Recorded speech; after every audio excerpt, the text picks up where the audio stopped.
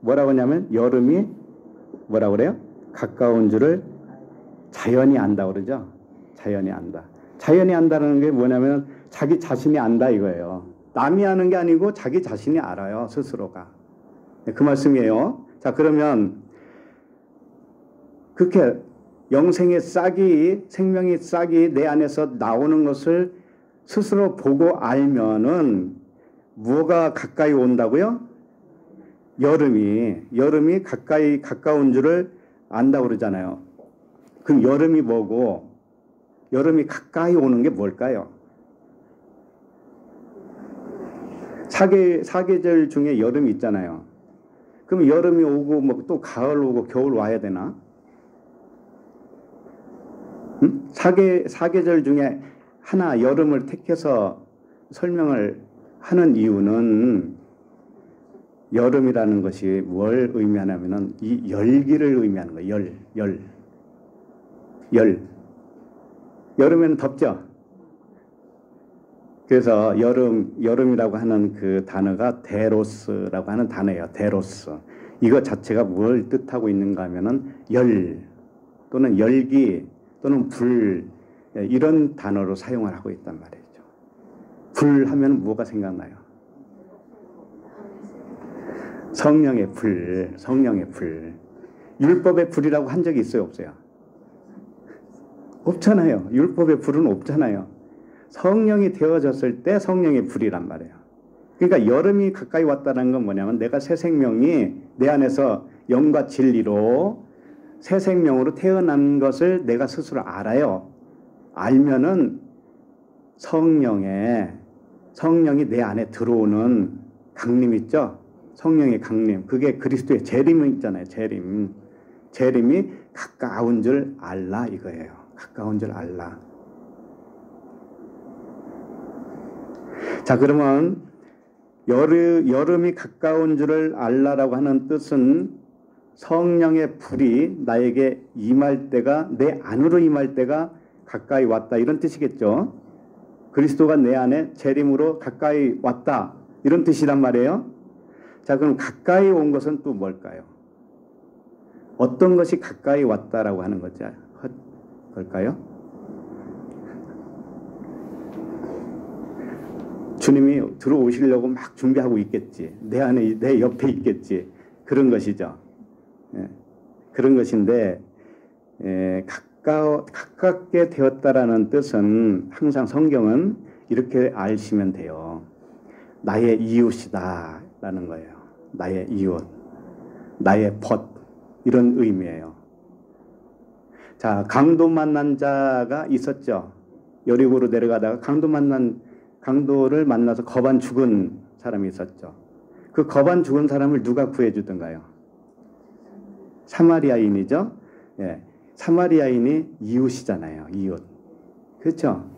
거반 죽은 자의 이웃이 사마리아인이에요. 그 사람이 그 거반 죽은 자를 구해줬습니다. 자, 그러면 그 강도 만난 자의 이웃이 누구예요? 사마리아인이 누구를 의미하는 거예요? 예수 그리스도 성령을 의미하는 거예요. 그리스도 성령을. 그분이 예수 그리스도시여요. 그분이 중학으로 데려가서 치료비를 얼마 주고 내가 돌아올 때 부족한 거 더 주겠다 그러죠. 그게 뭐예요? 다시 돌아오는 게 뭐예요? 육으로 죽고 성령으로 와서 나머지를 주겠다라는 거 아니겠어요? 그죠? 그렇게 우리의 이웃이 뭔가 하면은 성령이셔요. 그리스도라고요. 그분이 내 안에 오신 거예요. 이웃으로. 나의 이웃으로. 나를 구해주는 이웃으로 오신 거란 말이에요. 그럼 오시면 어떻게 되겠어요? 하나가 되는 거 아니겠어요? 하나. 예? 주와 합한 영은 한 영이라. 이렇게 되는 겁니다. 그렇기 때문에 지금 여름이 가까이 온 줄 알라라고 하는 것은 성령께서 너의 마음을 완전히 장악하고 너의 의로움을 다 쫓아버리고 그분이 너의 머리가 되어주실 때가 된 거야. 이 말씀을 하시는 겁니다. 그래서 자연이 안다라고 하는 것은 자기 자신이 스스로 안다라는 거예요. 내 자신이 나의 변화를 스스로 알아요. 예, 그걸 의미하는 겁니다. 자, 근데 오늘 말씀이 병행 구절이 또 있어요. 마태복음, 마가복음도 있는데 마태복음 한 절을 보겠습니다. 마태복음 24장 32절.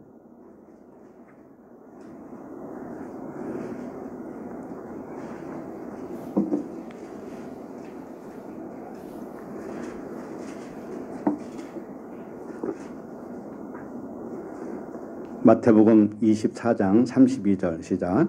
무화과 나무의 비유를 배우라. 그 가지가 연하여지고 잎사귀를 내면 여름이 가까운 줄을. 그렇죠.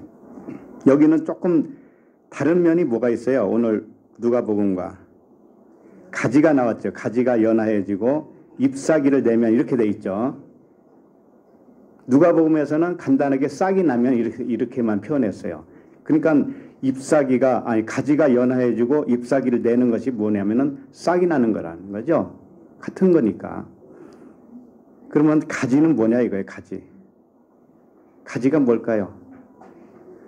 주님이 이런 말씀하셨잖아요. 나는 포도나무여 너희는 가지라. 가지가 난다는 것은 내가 영적 생명으로 탄생하는 걸 의미하는 거예요. 그죠? 예.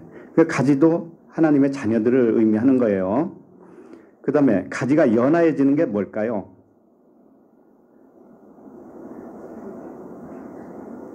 연하해진다는 게 부드러워진다 이런 뜻이거든요. 굳은 마음을 부드러운 마음으로 바꿔주는 분이 하나님이시죠. 예, 그러니까 연하해진다고 하는 것은 우리가 하나님의 자녀인데 자녀의 마음이 원래는 육이었었어요.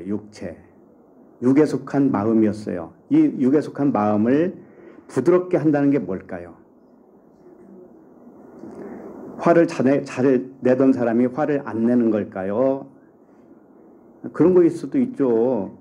옛날에는 쓸데없이 화내다가 지금은 그런 거 아닌 거죠. 아니까 화를 안 낼 수도 있죠. 근데 옛날에 안 냈는데 어떨 때는 옛날에는 화도 안 냈는데 진리를 깨달은 사람이 화낼 때도 있어요, 없어요? 있어요? 봤어요? 내가 보여드릴게요. 어떨 때 화가 날까요?